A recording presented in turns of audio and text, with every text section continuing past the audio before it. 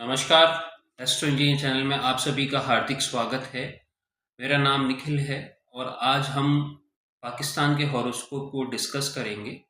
पाकिस्तान कहने को तो 14 अगस्त 1947 को एग्जिस्टेंस में आया या एज ए नेशन वो एग्जिस्ट करना शुरू हुआ, बट उसके टाइमिंग में जो डिफरेंसेस है, जो वेरियस इंफॉर्मेशन इंटरनेट पे अवेलेबल है और उनके अगेंस्ट जो इवेंट्स या उनके साथ जो घटनाएं घटी है पाकिस्तान में, वो बहुत मैच नहीं करती। इसलिए मैंने काफ़ी रिसर्च करने के बाद मैं इस टाइमिंग पे पहुंचा हूँ, जो जिसके कारण मैंने ये वीडियो बनाने के लिए सोचा कि पाकिस्तान में ऐसा क्यों हो रहा है और अब ये किधर जा रहा है, और एज ए नेशन भारत के लिए इसमें क्या है जो हमारा पीओके पाकिस्तान ने कैप्चर कर रखा है, जो कश्मीर का जो पार्ट है वो क्या दिखता है, क्या हम उसको ले पाएंगे या पाकिस्तान अपने आप टूट जाएगा और इंडिया के लिए पीओके लेना या पीओके चलकर अपने पास खुद आ जाएगा या पीओके के लोग खुद इंडिया में मर्ज हो जाएंगे।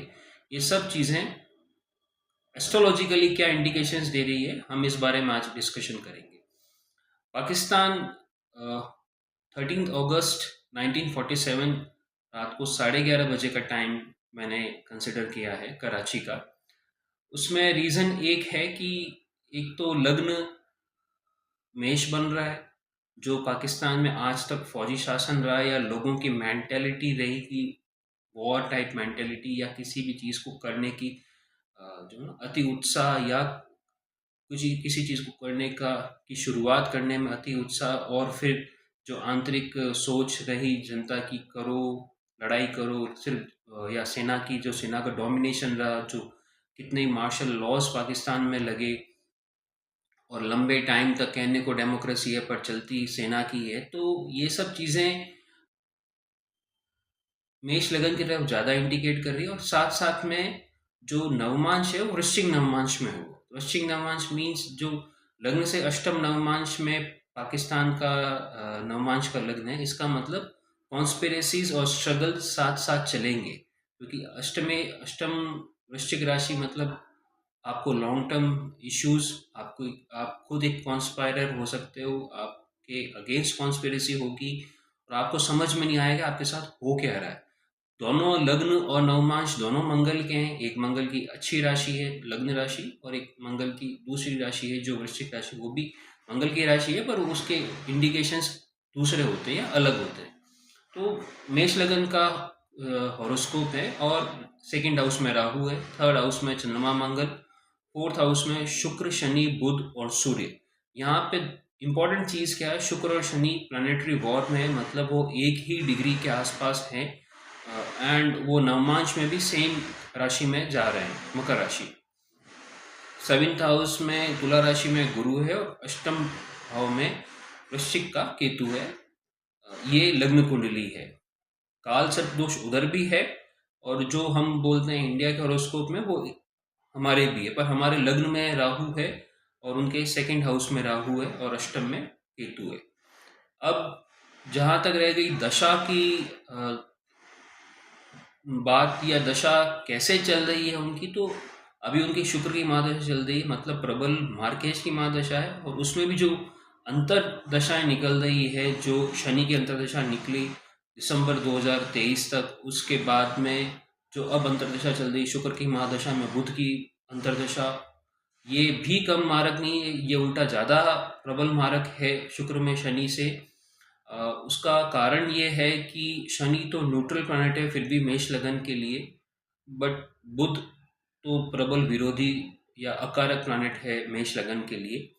अब पाकिस्तान में 2023 या इवन 2025 तक भी इतना डिफ़िकल्टी या इतना मुश्किल टाइम नहीं आया। उसका रीज़न सिर्फ एक है कि जो लग्न में गुरु का गोचर और फिर सेकंड हाउस में गुरु का गोचर हुआ, ये पाकिस्तान को बार बार बचाता रहा। पर अब जो गुरु का गोचर थर्ड हाउस में होने वाला है मिथुन राशि में इस मई में, उससे पाकिस्तान की हालत और भी ज़्यादा खराब होगी। तो अब जब चर्चा करें दशाओं को लेके, तो दशा वाइज काफ़ी चीज़ें जो सामने आ रही है वो ये है कि शुक्र में बुध का अंतर जो चल रहा है वो अक्टूबर 2026 तक चलेगा। तो इस समय वाकई में पाकिस्तान की हालत बहुत ज़्यादा खराब है। आंतरिक विद्रोह, बम विस्फोट, अपने ही जनता द्वारा विद्रोह करना या जनता अति परेशान रहना, क्योंकि शुक्र और बुध दोनों जनता के स्थान में है, फोर्थ हाउस मतलब जमीन के स्थान में है। तो ये समय वाकई में एक विखंडन जैसी परिस्थिति को इंगित कर रहा है। होगा नहीं होगा वो समय बताएगा, पर ये समय एक विखंडन जैसी परिस्थिति का निर्माण कर रहा है, जिसमें जनता बहुत परेशान है, सरकार परेशान है, लोग परेशान है, और कारण किसी के समझ में नहीं आएगा, कारण का सॉल्यूशन किसी के समझ में नहीं आएगा, और चीज़ें ऐसे ही चलती रहेगी, और इकोनॉमिकली या एज ए कंट्री, नेशन, वो और कमजोर होता जाएगा। अब गुरु का जो गोचर लग्न में हुआ, पहले मेष राशि में फिर वृषभ राशि में, ये दो गोचर तो फिर भी पाकिस्तान को बचाते गए, क्योंकि गुरु भाग्य के मालिक भी, और गुरु फर्स्ट और सेकंड हाउस में अच्छी चीज़ों को या उस नेशन को संभाल के रख लिया। बट जो शनि का रिसेंटली गोचर हुआ मीन राशि में 29 मार्च को, ये 12वें भाव में गोचर है शनि का, जो 11वें भाव से निकल के 12वें भाव में हुआ। ये बहुत मुश्किल गोचर है। अब शनि की दृष्टि लग्न के कुंडली के राहु पर है, और ये बहुत एक विखंडनकारी परिस्थितियों का निर्माण करेगा। और इसके साथ साथ जब शुक्र में केतु की अंतर्दशा आएगी, जो अक्टूबर 2026 से दिसंबर 2027 तक रहेगी, वह एक प्रबल मारक दशा है पाकिस्तान के लिए। उस समय पाकिस्तान का विखंडन होने के पूर्ण आसार हैं।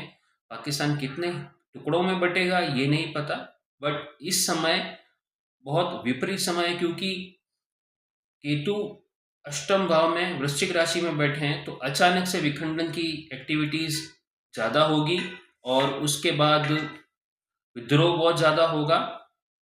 और या फिर इसको ऐसे समझ लीजिए कि अब भारत सरकार उस वक्त क्या करे। तो भारत सरकार के लिए अभी तो जो चीज़ें हैं वो वेट एंड वॉच वाली है, क्योंकि जो हम बलूचिस्तान में या अफगानिस्तान के साथ उनके जो पाकिस्तान के इश्यूज हैं उनको अच्छे से ऑब्जर्व करें। हमारे लिए क्या अपॉर्चुनिटी बन रही है हम उसको देखें। पर जब शुक्र, और इस समय ऐसा हो सकता है कि अपने हाथ चीज़ें ऐसी हो कि हमको बल प्रयोग करने की ज़रूरत नहीं पड़े, ना हमको कोई सैन्य कार्रवाई करने की ज़रूरत नहीं पड़े।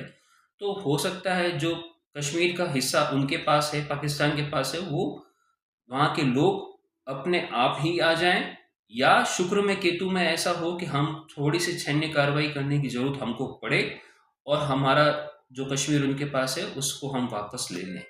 तो ये चीज़ें मुझे ऐसी लग रही कि चीज़ें इसी दिशा में जा रही है, और पाकिस्तान के लोगों को या सरकार को ये समझने की बहुत ज़रूरत है। अगर चतुर्थ स्थान का शुक्र, जनता के स्थान का शुक्र बुध, इस समय जनता का ध्यान नहीं रखा गया, तो ये आपका राष्ट्र विघटन की तरफ जा रहा है। इसमें शनि का मीन राशि में गोचर, शुक्र में बुध की अंतर्दशा, और सबसे बड़ी चीज साथ साथ में जब 2027 के आसपास केतु और राहु का गोचर मकर और कर्क में होगा। कर्क वापस चतुर्थ भाव मतलब जनता का स्थान, वहां पे कर्क राशि का आना मतलब पूर्णतः ये इंगित कर रहा है कि विखंडन संभावित है देश का। जनता अति परेशान रहेगी, और देश कुछ टुकड़ों में बट सकता है या टूट जाएगा। तो ये था आज का हमारा एनालिसिस पाकिस्तान के हॉरोस्कोप को लेकर। आशा करता हूँ आपको ये वीडियो अच्छा लगा होगा। कृपया चैनल को लाइक करें, शेयर करें एंड सब्सक्राइब करें। धन्यवाद, नमस्कार।